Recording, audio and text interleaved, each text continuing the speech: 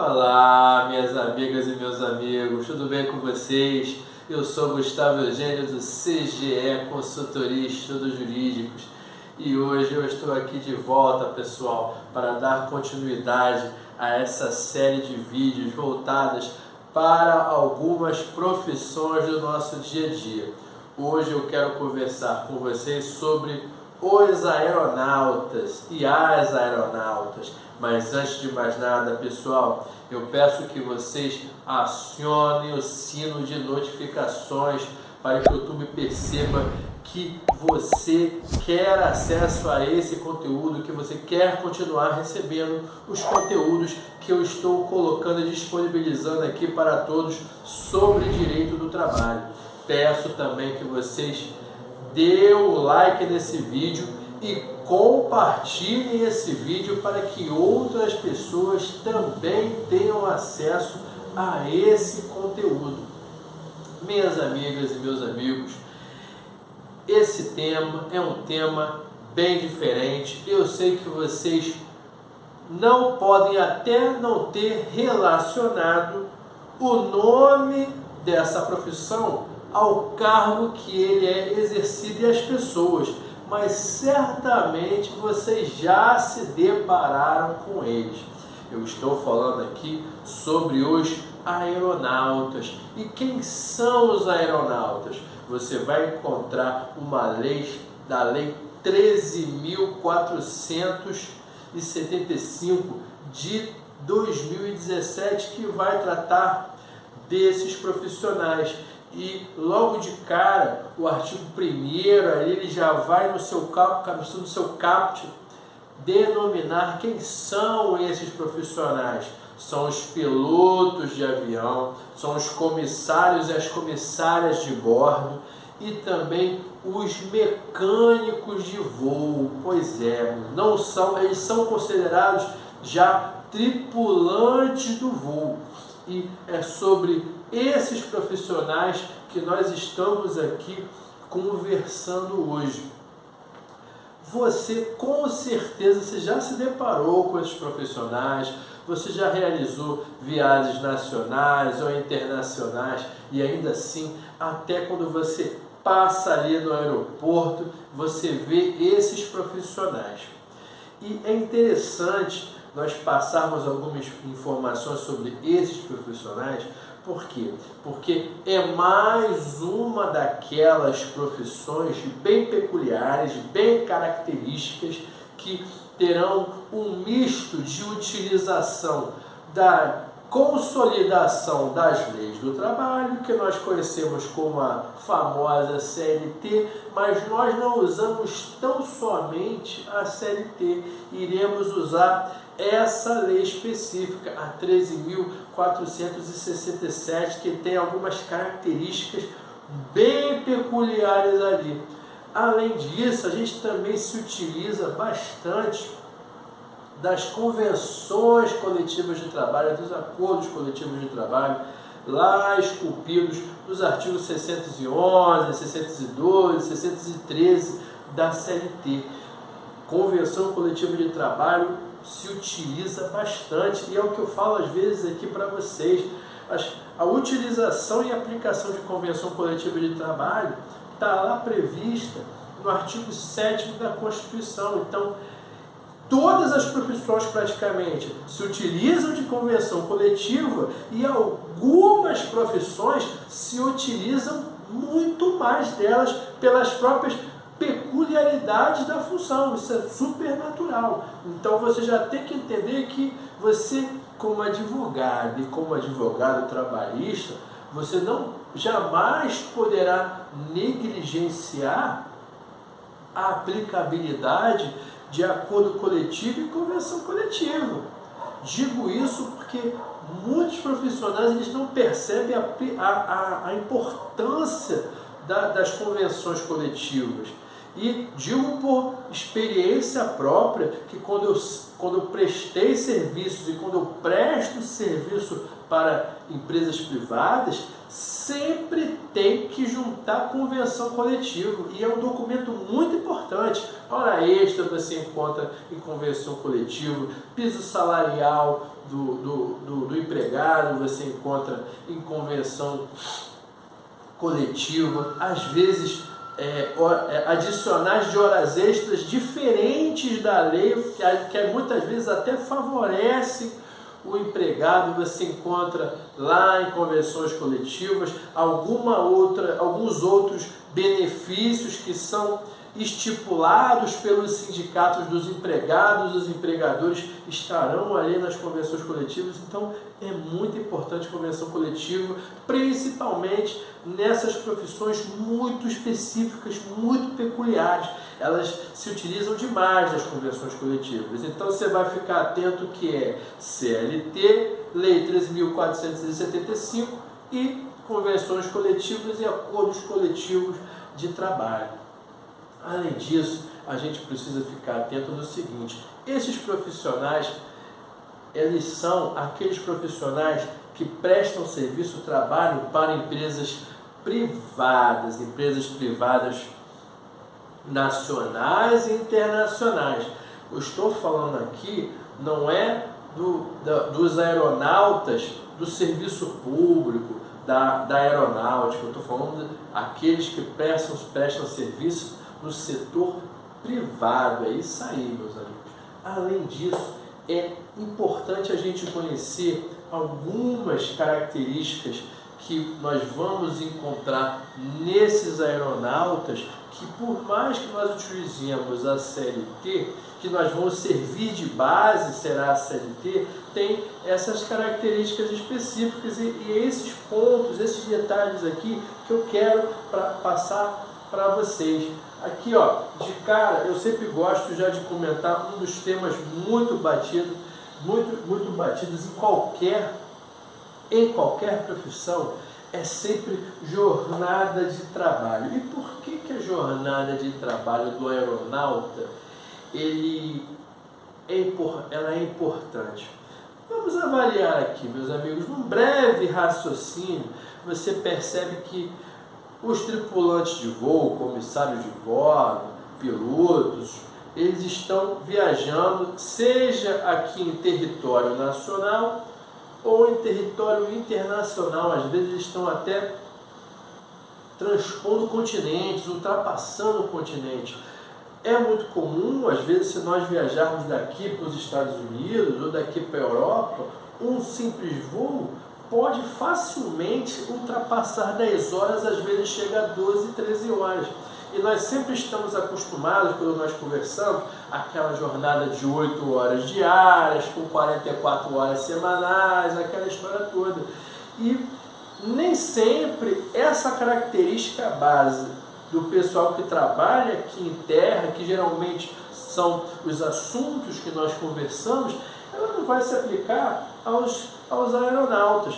Você até pode colocar aqui 44 horas, eu até falei aqui 48 horas semanais, eu até coloquei aqui diárias, mas é semanais. 48 horas diárias nem existe, né, pessoal? Vamos combinar aqui, muito embora às vezes eu chego no meio da minha jornada de trabalho e eu juro para você que às vezes eu gostaria que o dia tivesse mais do que 24 horas, que às vezes falta, mas pelo amor de Deus, 44 horas diárias não dá.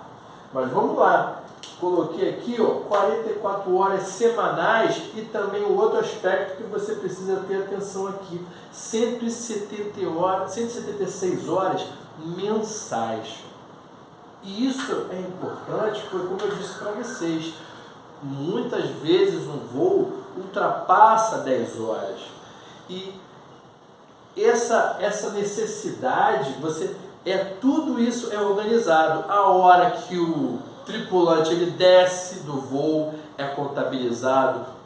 Muitas vezes ele vai fazer vários voos. Ele até realiza um voo, desce, faz a aterrissagem, vai para outro voo diretamente. Todos esses momentos que ele pode fazer um voo e ele pode até complementar um segundo voo, não tem problema nenhum nisso. não fica limitado a um voo por dia, ele pode até fazer vários voos por dia. Mas tem alguns limites, até porque nós somos seres humanos, eles também são seres humanos, e essa legislação, a Lei 13.475, ela coloca limitação de voos, ela coloca limitação de horários, ela também bota limitação de pousos, porque não é porque você está pousando que você está parando de trabalhar, né? Você, às vezes, é o que eu estou dizendo para vocês, às vezes você termina um voo, você pousa e você já vai para outro voo. Às vezes, no máximo, você vai conseguir fazer um lanche ou almoçar, comer uma refeição ali. Não sei nem se às vezes dá tempo para isso. Então, a lei ela prevê essas limitações. Mas fato é que durante a semana tem que ter esse limite de 44 semanais e 176 mensais.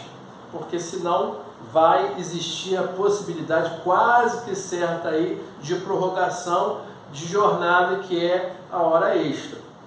A lei ela já autoriza no seu artigo 40 o acréscimo de 1 hora, 60 minutos, melhor dizendo, como fala ali o legislador, 60 minutos. Perceba que na CLT ele diz que há a possibilidade do acréscimo de 2 horas diárias. Aqui no Aeronauta, essa lei limitou ao acréscimo de 60 minutos, apenas 1 hora. Por quê? Porque o desgaste é maior. Tudo é avaliado conforme o serviço realizado em cada atividade, em cada função. E perceba que o aeronauta está viajando para lá e para cá, às vezes na madrugada, em voos internacionais. Pense você que muitas vezes você vai pegar um voo noturno, geralmente um voo internacional, e a comissária de bordo, o comissário de bordo, ainda que eles estejam descansando num assento específico deles ali, eles estão trabalhando, eles estão apenas descansando sentado, mas isso não quer dizer que ele vai ficar dormindo ali. Eu e você, nós estaremos dormindo na nossa poltrona. E cá entre nós aqui, eu não sou nem muito fã de dormir em voo, eu não durmo muito bem em voo. E acaba que eles também, até pela questão profissional, também não estão dormindo ali, eles estão apenas descansando. Mas o descanso é fora da atividade de trabalho, essa é a grande realidade. Por isso, diante dessa atividade mais pesada, que você só pode ter o acréscimo de 60 minutos na jornada de trabalho. Outra questão que é extremamente pesada para os aeronautas é a questão que eles têm que trabalhar em sobreaviso. Por isso que geralmente tem no contra-cheque deles um regime de sobreaviso, uma percepção de remuneração de sobreaviso. E o sobreaviso é bem claro, se esse sobreaviso for menos de 3 horas, não é sobreaviso, mas é um sobreaviso de no mínimo não inferior a 3 horas, e esse sobreaviso ele não pode ser superior a 12 horas. Por exemplo, ele recebe uma ligação 10 horas da manhã dizendo que ele está em sobreaviso, ele só poderá estar em sobreaviso até as 10 horas da noite. Se às 22 horas, se 11 horas alguém liga para ele cobrir uma necessidade da empresa, já não está mais incluída nesse sobreaviso, que é no mínimo, um sobreaviso de no mínimo de 3 horas e máximo de 12 horas. E se ele estiver em constante sobreaviso, ele tem que receber esse adicional aqui também. Além disso, eu sempre estou falando dessa jornada extremamente fatigante do aeronauta. Por conta disso, a lei também garante a ele 10 folgas semanais. das folgas mensais, melhor dizendo. Ele precisa disso, porque senão o corpo dele, o corpo não aguenta. E outra informação até que depois eu vou falar é tão fatigante que o aeronauta ele recebe até adicional orgânico, porque realmente isso é muito pesado. Além disso, minhas amigas e meus amigos, dentre outras informações que nós poderíamos até informar aqui, nós não podemos deixar de falar o seguinte: algumas obrigações das empresas. A empresa é obrigada a oferecer acomodações ao aeronauta. Quando eu digo acomodações tanto no transporte aéreo, tanto no avião, né? Lá no avião tem que ter um local adequado, tem que ter uma cadeira adequada, tem que ter acomodação adequada para ele na hora da sua necessidade descansar ali. Ele não vai ficar num voo sem sentar, ele não vai ficar num voo em pé andando para lá e para cá. Tem que ter uma acomodação ali para ele. E você que já viajou, você já sabe muito bem que tem as acomodações para os comissários de bordo, aeromoça, aquele pessoal. Então tem essa exigência.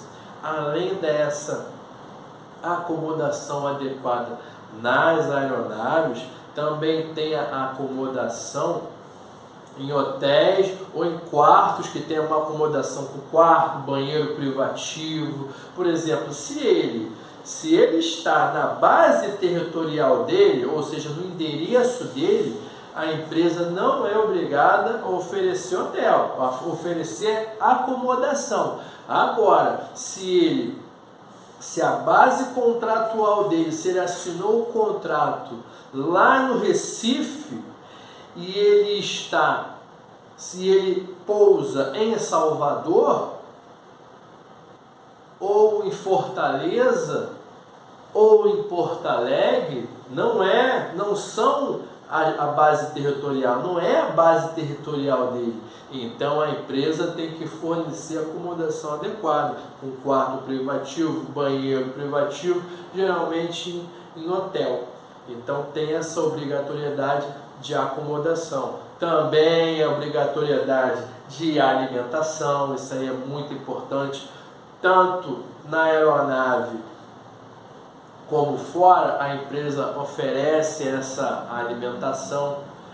Não podemos esquecer também que o aeronauta ele trabalha sob risco, seja na aeronave, seja quando ele está por ali no aeroporto. Nós já conversamos bastante aqui sobre periculosidade e aqueles funcionários que passam por ali tem combustível, parte inflamável. Então existe a necessidade de pagamento do adicional de periculosidade também. E por fim, eu já comentei anteriormente com vocês, meus amigos e meus amigos, diante dessa atividade muito desgastante, o aeronauta ele tem direito à percepção do adicional aqui de compensação orgânica. Essa compensação orgânica fica na base de 20% do salário dele. Por quê? Porque, como eu disse, é muito desgastante e ele também precisa dessa compensação diante da sua jornada de trabalho e diante da sua atividade. Tudo bem, minhas amigas e meus amigos? Eu espero que vocês tenham gostado desse tema, gostado desse vídeo. Caso vocês tenham alguma dúvida, podem colocar aqui nos comentários que eu respondo para vocês. E eu desejo a vocês um grande abraço e até a próxima.